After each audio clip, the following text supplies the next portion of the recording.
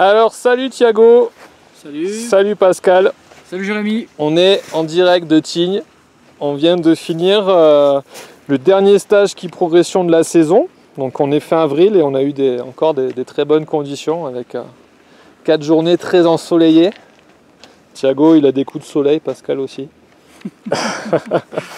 Ouais. Du coup voilà, on fait cette petite vidéo juste pour recueillir un peu vos impressions. La première question que je vais vous poser, c'est qu'est-ce qui vous a donné envie de venir faire un stage déjà? Alors moi déjà c'est de vouloir skier autrement. Ouais. C'est de vouloir skier autrement. Et déjà c'est l'approche de voir le ski autrement qui m'a entraîné à venir pour ce stage. Ouais. Ok.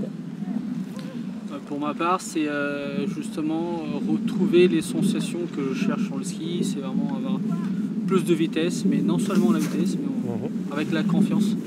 Je sentais que quand je prenais des choses, j'étais pas bien dans ma peau et je savais qu'il se passait quelque chose qui n'était pas bien. Donc c'est ça qui m'a donné surtout envie de venir, c'est de maîtriser déjà les positions et les bons comportements à avoir sur piste. Ok. Donc est-ce que vos objectifs ont été accomplis durant ces 4 jours? Pour ma part, c'est clair, hein. C'est complètement différent de ce que je faisais. Et c'est une grosse remise en question, comme on a pu déjà en parler ensemble. Je pense qu'il faut déjà admettre et être capable de se remettre en question avant de venir à ce genre de stage. Parce qu'on a pris des habitudes de ski qui sont peut-être agréables. On pense qu'elles sont agréables, mais elles ne sont pas du tout correctes. Toute la technique, on ne l'a pas, quoi. Donc c'est important. Et puis quand on nous dit que ça ne va pas, qu'il faut faire autrement, il faut l'admettre. Et être d'accord. Baisser la tête. C'est baisser la tête pour mieux rebondir. Exactement, ouais, tout à fait. Ouais. L'approche du stage. Que du positif. Ouais, super. On sollicite beaucoup les stagiaires, on va dire. En tout cas, les personnes qui viennent faire un stage, dans le sens où on leur demande de désapprendre ce qu'ils ont appris à faire. Donc, c'est-à-dire qu'il faut déconstruire leur manière de skier. Et c'est ça en fait qui amène un inconfort vraiment sur la première moitié du stage, où on perd nos repères, donc on ne se sent plus très à l'aise. Par contre, derrière, on va implémenter des nouvelles façons de faire qui, selon nous, sont plus efficaces. Et c'est là où le bénéfice du stage, c'est là qu'on ressent le bénéfice du stage. Donc vraiment, deuxième moitié du stage, c'est ce qui s'est passé encore une fois. Hier et aujourd'hui, vraiment, vous avez fait vraiment de gros progrès. On va le montrer en vidéo, c'est vraiment net.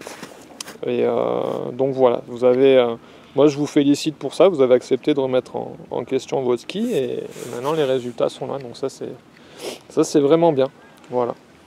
Thiago, qu'est-ce que... Alors moi je peux dire que je suis à 110% satisfait du résultat du stage. À la fin, je me sens vraiment très en confiance, même si j'ai pas encore toute la maîtrise technique.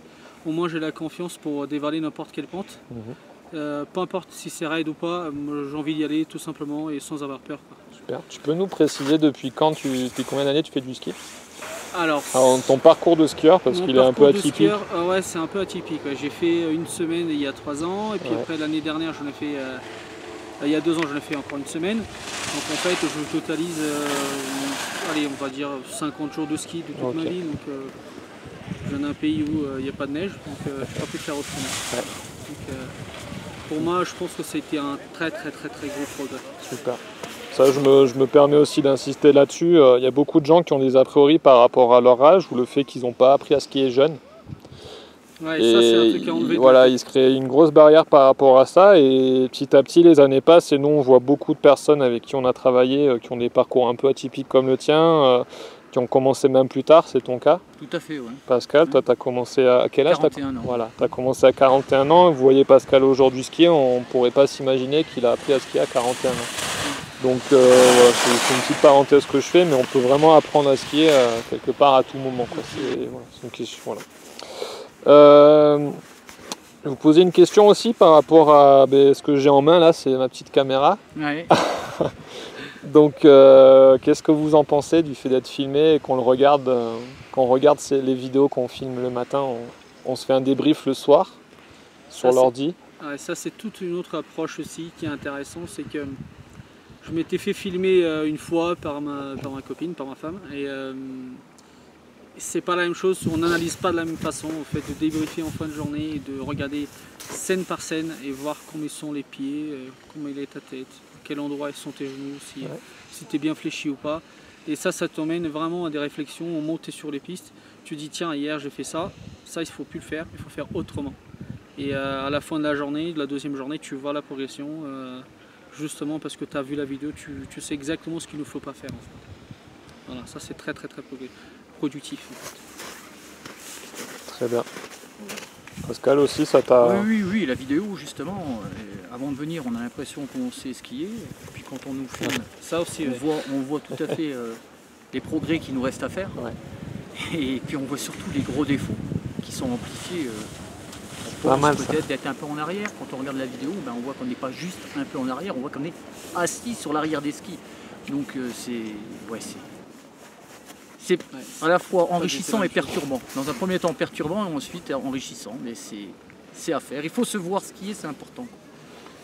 Sinon on ne peut pas se rendre compte des progrès qui nous restent encore à faire. Je dirais vraiment que c'est le point fort de cette formation, c'est un des points forts de cette formation, c'est justement le fait de se faire filmer, d'avoir une bonne qualité image pour derrière analyser, décomposer toutes les cadres et vraiment décortiquer le ski. On a aussi pas mal parlé du matériel. Ah oui. Chaussures ski. Ça c'est très important. Donc là aussi au Labo du Skieur, on a une approche qui se veut un peu là, qui diffère pas mal de ce qu'on entend beaucoup dans les magasins de ski habituellement.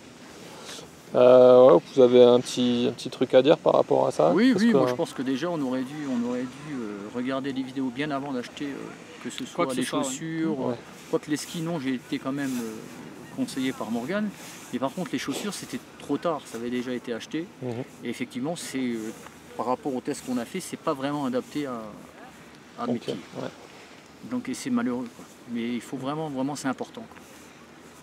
Pour moi aussi, enfin le ski, les chaussures quand je les ai achetées, justement j'avais suivi des vidéos du Labo du Skieur. C'est ce qui m'a permis de faire le choix de la bonne chaussure de ski. Alors il y a eu juste un petit aggravant, c'est que bon, ça n'a pas été fait comme prévu. Mais mis à part ça, c'est vrai que le matériel il est très important dans le fait, pour ta progression, parce que si tu as quelque chose qui n'est pas adapté à ta pratique, tu ne pourras jamais progresser. C'est ce qui s'est passé pour mes 2 premières années de ski. J'avais du matériel qui n'était pas adapté déjà à ma morphologie, déjà à mon niveau de ski. Et c'était stagné, donc je ne pouvais plus avancer. Voilà. Super. Le matériel c'est quelque chose de vraiment à prendre en compte. Super. Bon, en tout cas, merci beaucoup à vous deux. On espère vous revoir une prochaine fois au labo. Ça sera avec plaisir. Voilà. Et puis voilà, on vous dit ciao. On a fait des selfies avec des chapeaux, mexicains. Voilà, on n'a pas parlé de l'après-ski, hein, parce que ça c'est interdit. L'après-ski c'est autre chose. Là on est en tenue de ski quand même, on montre qu'on a été sérieux quand même. Il n'y a pas que le resto. Et voilà. Bon une prochaine. Allez, prochaine. Ciao. Bye.